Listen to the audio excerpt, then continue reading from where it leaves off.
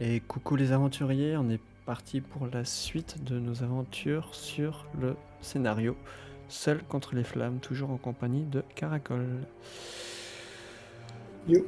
On va reprendre là où on s'en est arrêté, c'est-à-dire que tu allais t'enquérir de la bibliothèque de Monsieur Winters à la mairie. Tu émets une remarque flatteuse, sans ostentation sur certains volumes de ses rayonnages, et Winters rougit de plaisir. Ma foi, il ne s'agit pas de ma collection personnelle, bien entendu. Ces livres appartiennent au village. Mais j'ai choisi les ajouts les plus récents. Ici, c'est la bibliothèque de la communauté, voyez-vous. J'ai apposé le panneau son défense d'entrée pour décourager les gens de passer après chaque réunion dans la pièce voisine. Pourtant, c'est un espace public. Tu parcours les étagères, qui comprennent un ensemble réduit, quoique respectable, sur les mathématiques et les sciences, des sections passables d'art et d'histoire, et un peu de littérature.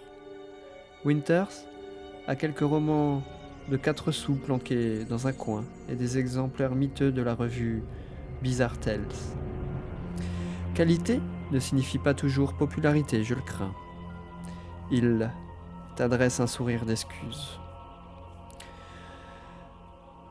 Tu vas soit pouvoir prendre le temps d'effectuer des recherches dans la bibliothèque, ou partir tant qu'il fait encore jour. Effectuer des recherches et consulter les bouquins. Oui,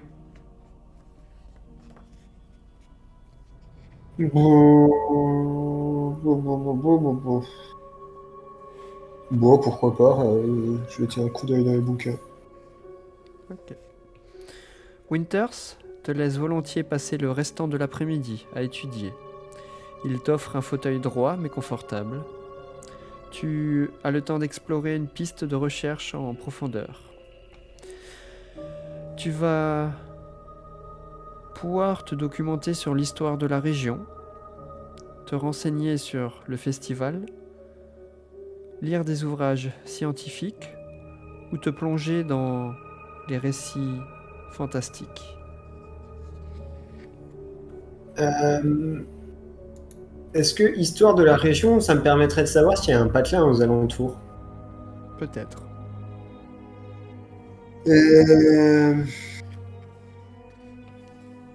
Bah, je vais essayer ça alors, histoire de la région. D'accord. Il n'y a aucun manuel d'histoire locale. Tu dois le reconstituer à partir de divers livrets très spécialisés. Il semble que le promontoire sur lequel se dresse Amberhead ait été jadis un lieu sacré pour les Amnaki ou Abénaki, une tribu indigène dont le nom signifie le peuple des terres de l'aube. Ses membres effectuaient un pèlerinage annuel jusqu'à cette colline, lorsque les feuilles mortes prenaient la nuance la plus soutenue du couchant. Des références à des tribus solaires existent, sans qu'il soit possible de les attribuer précisément. La région s'est retrouvée mêlée à la Troisième Guerre intercoloniale et, en 1746, les forces coloniales britanniques ont contre-attaqué suite à un raid de la confédération Wabanaki qui comprenait les Abénakis. Les soldats du roi George n'ont montré aucune pitié. Les rares survivants chez les indigènes ont été chassés de la zone à jamais. Aucune date ne paraît confirmée pour la fondation d'Amberhead elle-même, bien que des témoignages attestent de la présence de pionniers sur cette colline peu après la fin de la guerre d'indépendance.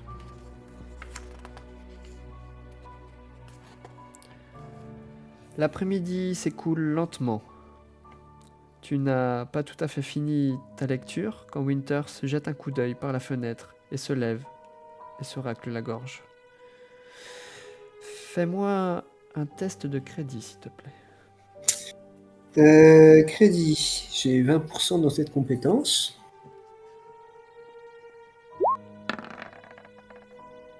Ah, 74. C'est donc un échec. Je crains d'avoir des courses à faire avant la nuit. Je dois donc fermer la bibliothèque pour aujourd'hui. J'ose espérer que vous reviendrez demain après-midi, si le cœur vous en dit. Tu quittes la mairie avec Winters en l'attendant pendant qu'il ferme à clé. Tu le remercies pour le café et l'accès à la bibliothèque. Il disparaît par une ruelle. Tu espères avoir quitté le village avant le lendemain après-midi, mais c'est bon de savoir qu'il existe un endroit où tu pourrais t'occuper. Au soir tombé, tu regagnes la maison Leadbetter, où tu prends un repas léger. May fait montre d'un laconisme inhabituel. Pendant le dîner, Ruth croise ton regard à plusieurs reprises. Il y a dans ses yeux une lueur insistante que tu as du mal à interpréter. Ensuite, May emmène sa fille dans leur chambre. Tu as à peine passé une journée à Amberhead que tu t'y sens déjà à l'étroit, sur le plan géographique comme sur le plan social. La soirée ne paraît guère promettre mieux.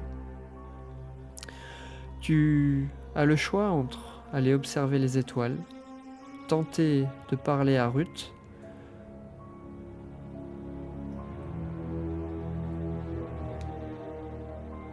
C'est tout? C'est le tout. choix?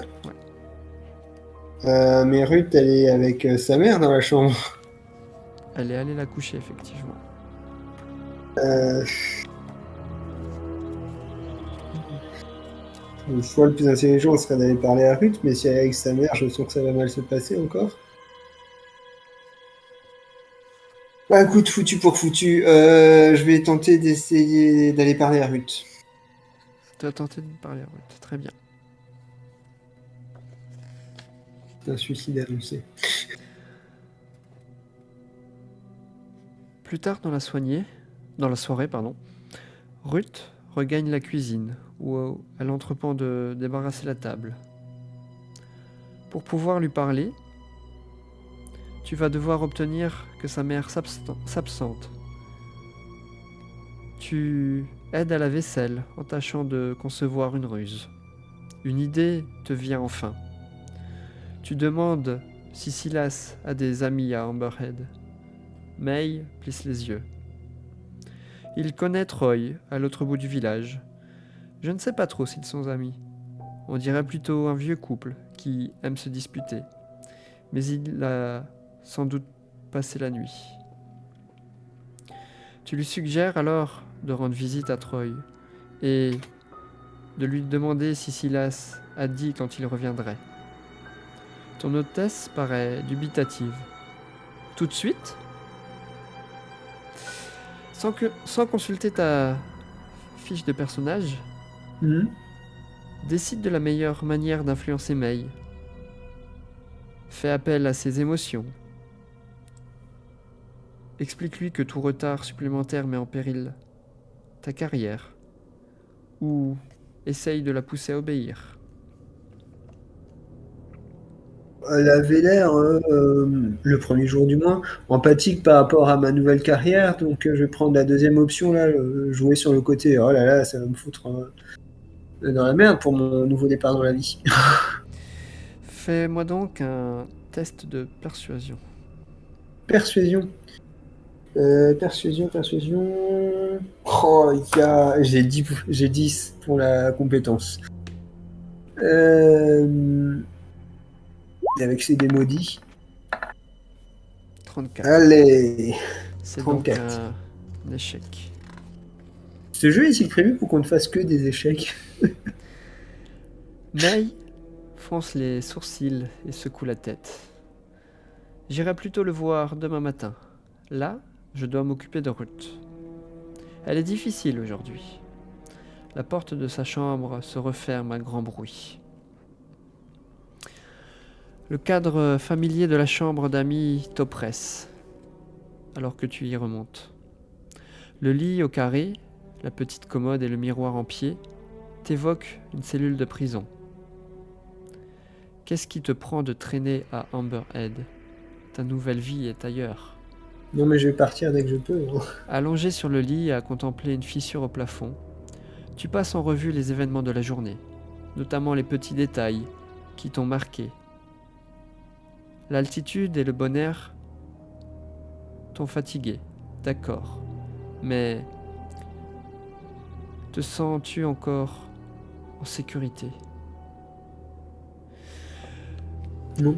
Tu as le choix entre t'autoriser à dormir ou rester éveillé.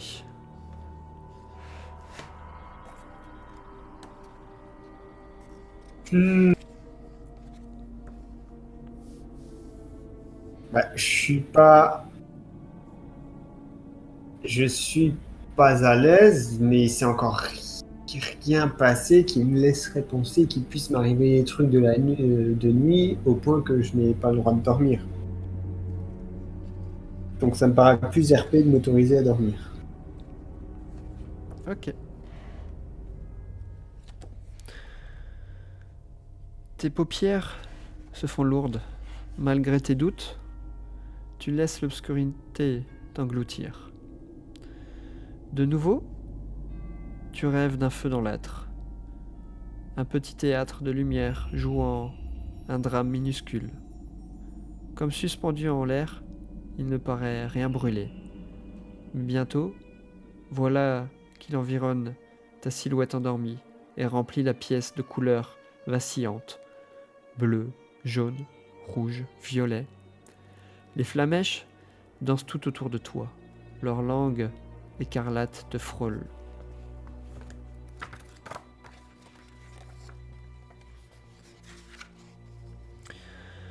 Tu te réveilles peu à peu dans la clarté du matin. Le soleil est déjà haut, mais tu ne te sens guère reposé.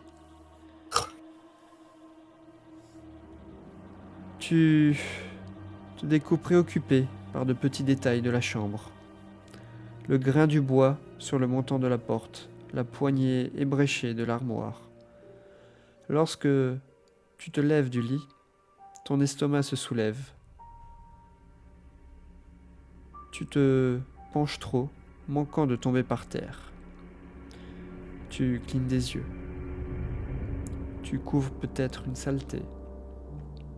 Avec prudence, tu te mets debout. L'air de la pièce est lourd, odoriférant. Tu regardes par la fenêtre, le temps de te sentir assez assuré pour sortir. Tes tests de compétences de la journée subissent un malus. Parce que ça va changer. Pour les pourcentages, Mhm. tu lanceras 2 fois le dé des dizaines et tu utiliseras le résultat le plus élevé. Cela ne s'applique pas aux jets de chance, de santé mentale ou de dégâts. 2 fois le dé de dizaine. Oui, en fait, tu vois, on lance 2 dés de dizaines et un dé 10, tu vois, pour avoir le résultat. D'accord. Ok. La cuisine des Leadbetter est vide, mais on a mis de côté du pain et des œufs pour ton petit déjeuner. Un mot de May explique qu'elle a emmené Ruth en balade pour quelques heures.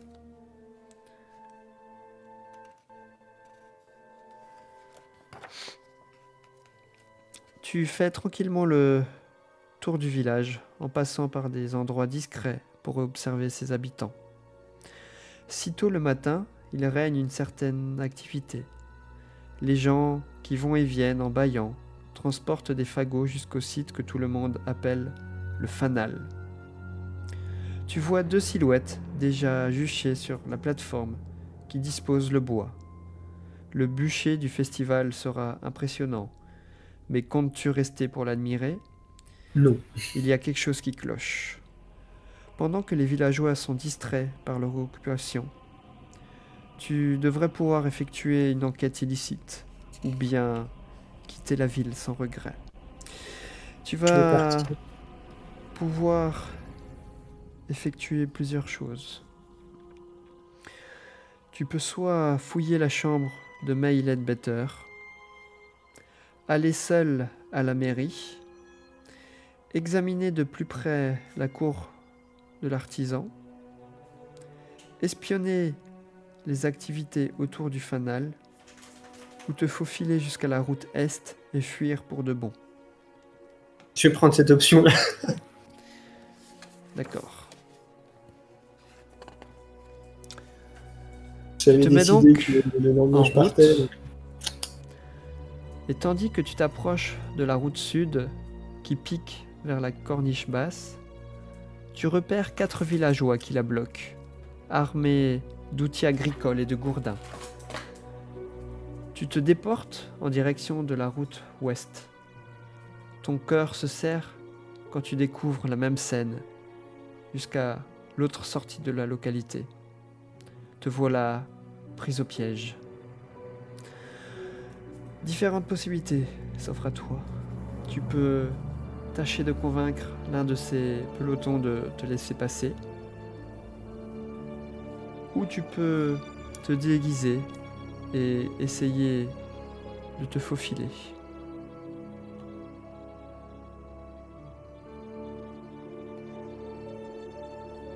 De toute façon, dans les deux cas, je vais faire des jets nuls. Donc,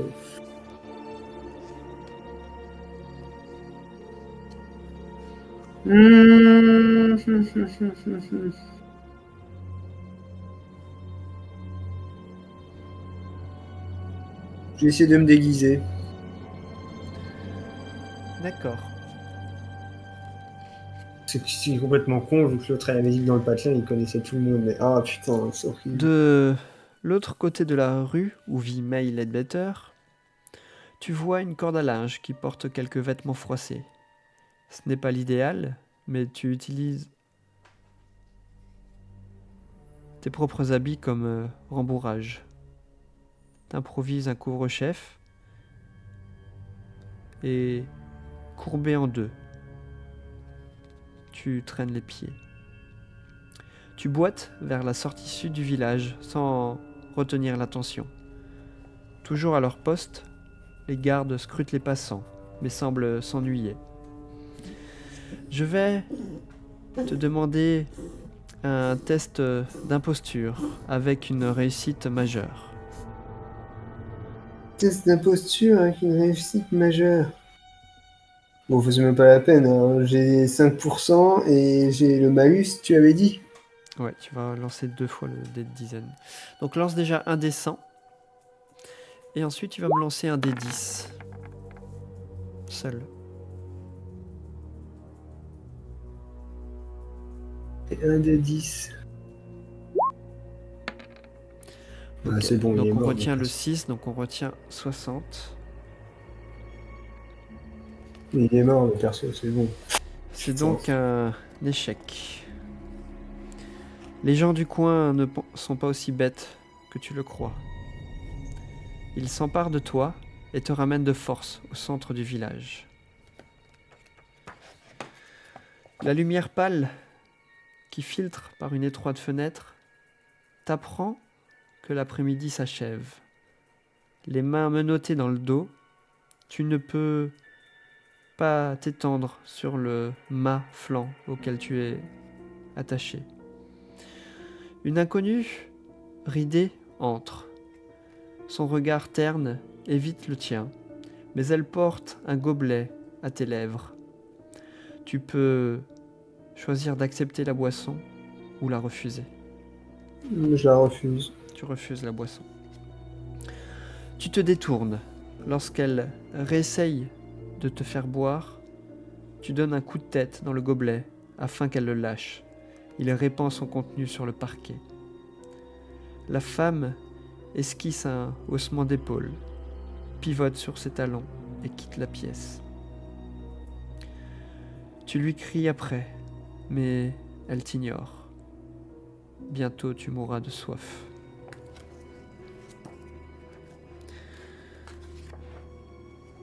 Avec la tombée du soir, ta petite prison s'obscurcit. Une intense activité règne autour du bâtiment.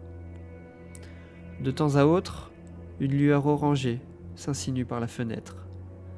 La seule position confortable que permettent tes entraves, c'est assis contre le pied du lit, les mains dans ton dos. Il faut réfléchir, échafauder un plan. De toute évidence, tu n'arriveras pas à te libérer de tes liens. Tu ne sais pas ce que tes geôliers te réservent, mais tu ne peux guère ignorer qu'ils ont passé la journée entière à bâtir un immense bûcher.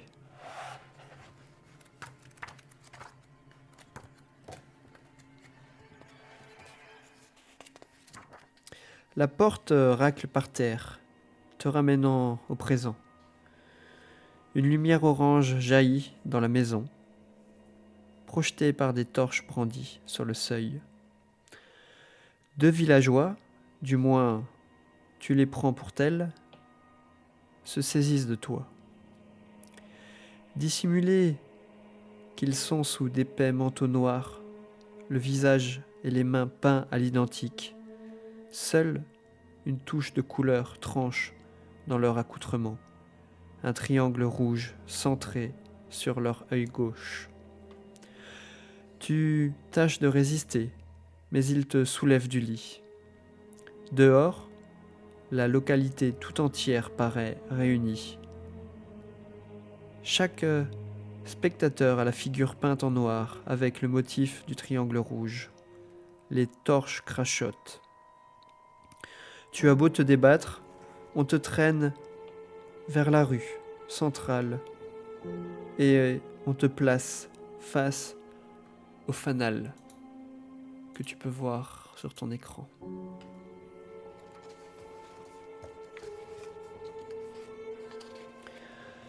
Le défilé sur The Approach se déroule avec lenteur et rigueur, hormis quand, sentant une faiblesse, tu tires sur les entraves tenues par tes ravisseurs. Ton sang se glace au moment où tu découvres 3 formes humaines qu'on porte devant toi, drapées de rouge.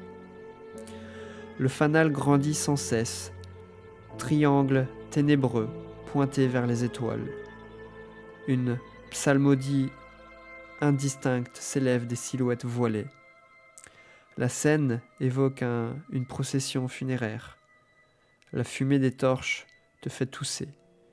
Tu sens de la chaleur sur ton visage. Alors que tu atteins l'espace dégagé autour du fanal, 3 danseuses sortent de la masse. Ce sont des jeunes filles qui lancent des boules de feu en des arcs spectaculaires, dessinant des cercles dans l'air nocturne. L'une après l'autre, elles s'approchent pour effleurer ton front de leurs doigts noircis par la suie. Chacune te donne 3 baisers, sur la joue gauche, sur la joue droite et enfin sur le front. Puis elles te murmurent à l'oreille. L'odeur de l'essence emplit tes narines. Je vais te demander de me faire un test d'apparence. J'ai toujours un malus, c'est ça? Tu as toujours un malus, ouais. Tu me lances nouveau un D100 et tu vas relancer un D10 derrière. Donc, tu as fait 3 et relance un D10.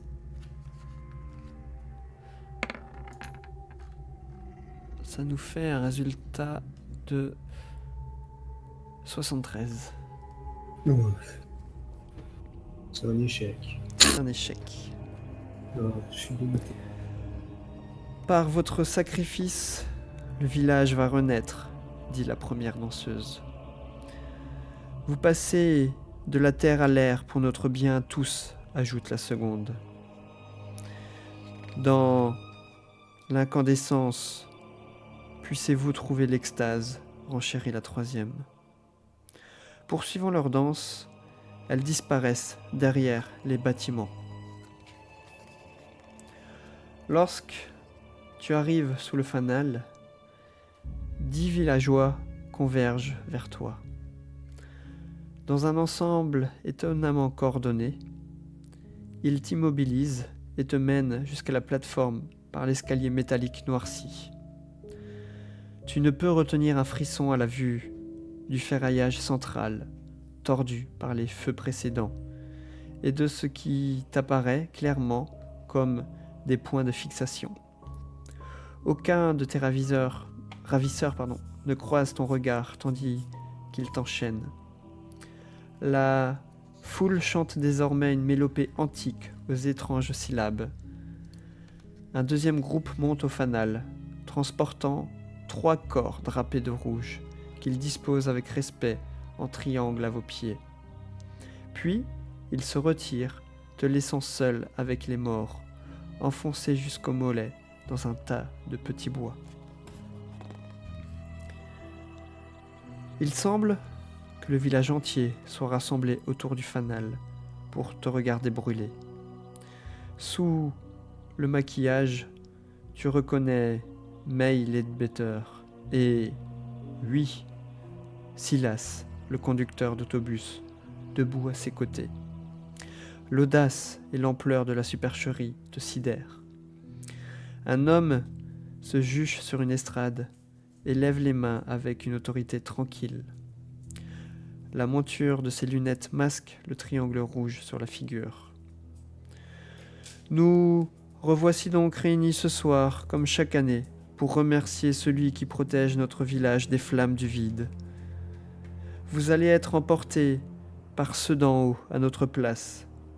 Votre mort garantira la vie dans nos rues et la récolte dans nos champs. Elle préservera nos enfants comme nos anciens pendant une année de plus. Nous vous saluons. Il baisse la tête. Tout autour du fanal, des porteurs s'avancent pour effleurer de leurs torches le bord de la plateforme surélevée. Un anneau de feu surgit, tandis que le chant des villageois adopte une cadence surnaturelle. Tu peux consacrer tes dernières forces à briser les chaînes ou attendre et voir. C'est de briser, de toute façon, mort pour mort. Épuisé comme tu l'es, tu ne devrais pas être capable de briser tes chaînes. Pourtant, tu les sens céder quelque peu. L'un des maillons présente des faiblesses. Fais-moi un test de force. Toujours en malus. Toujours en malus. Il me faut une réussite majeure. Tu me fais un 7, je vais te demander de relancer les dizaines. Un 1, ce qui nous fait donc un score de 17. Et en force, j'ai 40. Et pour une réussite majeure, donc le petit cadre à côté, moitié. De moitié. De moitié, c'est 20. Du coup. C'est 20, ok. C'est donc une réussite. Le feu rampe sur le petit bois dans ta direction. Tu fermes les yeux et tires sur tes chaînes. Elles cèdent encore un peu, et puis, clac, l'un des côtés tombe. Tu te débats, relâchant l'emprise des maillons, alors que la chaleur te roussit les poils des mollets. L'homme sur l'estrade observe tes mouvements, puis il désigne 2 jeunes dans la foule, et du geste leur intime d'aller voir ce que tu fais. Rejetant tes entraves, tu t'écartes du ferraillage quand ils se hissent sur la plateforme en feu. Les flammes escaladent leurs jambes de pantalon. Alors que leur cape s'embrase, ils se jettent sur toi. Fais-moi un test d'esquive avec une réussite majeure, s'il te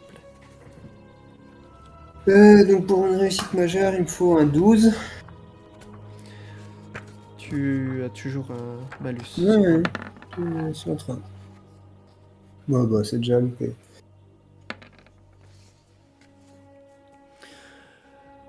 Tu fais donc un 53.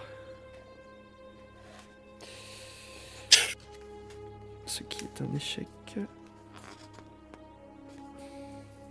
Les yeux pleins de ferveur et de terreur, il te ramène sur le bûcher.